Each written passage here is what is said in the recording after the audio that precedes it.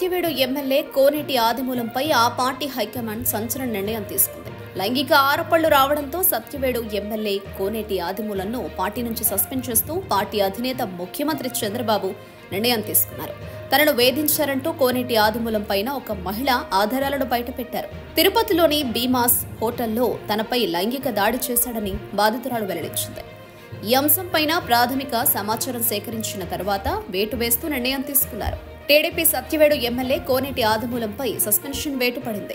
పార్టీలో పనిచేసే మహిళ ఎమ్మెల్యే కోనేటి ఆదిమూలం పైన లైంగిక వేధింపుల ఆరోపణలు చేసింది. తనకు జరిగిన వేధింపులపైన ఇప్పటికే సీఎం చంద్రబాబుతో పాటు మంత్రి నారా లోకేష్ కు లేఖ రాశానని తెలిపింది. ఎవరికైనా చెబితే చంపేస్తానంటూ కోనేటి ఆదిమూలం తనపై బెదిరింపులకు దిగాడని బాధితురాలు వెల్లడించారు. తాము కూడా టీడీపీకి చెందిన వారిమేనని వివరించారు. ఈ వ్యవహారం వైరల్ అయింది. దీంతో ఎమ్మెల్యే ఆదిమూలంను పార్టీ నుంచి సస్పెండ్ చేస్తూ నిర్ణయం ప్రకటించారు. పార్టీ కార్యక్రమాల్లో కోనేటి ఆదిమూలంతో తనకు పరిచయం ఏర్పడిందని ఆ మహిళ వెల్లడించారు. తనకు పదే పదే కాల్స్ చేస్తూ హోటల్కు రావాలని చెప్పేవారని తెలిపారు. అక్కడ తనను బెదిరించి తనపై కోనేటి ఆదిమూలం లైంగిక దాడికి పాల్పడ్డాడని బాధితురాలు వెల్లడించారు. ఎవరికైనా చెబితే తనతో పాటు కుటుంబాన్ని చంపేస్తారని బెదిరించాడని తెలిపింది. అలా తనపై 3 సార్లు లైంగిక దాడికి పాల్పడ్డాడని వెల్లడించింది. చివరకు ఎమ్మెల్యే కోనేటి ఆదిమూలం నిజస్వరూపాన్ని బట్టబయలు చేయడానికి పెన్ కెమెరా పెట్టుకున్నారని తెలిపింది.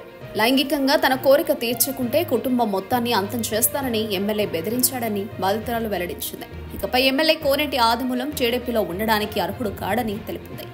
కోనేటి ఆదిమూలం గురించి అందరికీ తెలియాలని పెన్ కెమెరాలో రికార్డు చేస్తారని వెల్లడించింది. తన దగ్గర సాక్ష్యాలు ఉన్నాయని ఎమ్మెల్యే 100 సార్లు కాల్ చేశాడని పేర్కొంది. రాత్రుల్లో మెసేజ్లు చేసి వేధించేవాడని తెలిపింది. రోజుకు ఒక అమ్మాయితో ఎమ్మెల్యే ఎంజాయ్ చేసేవాడని పేర్కొంది.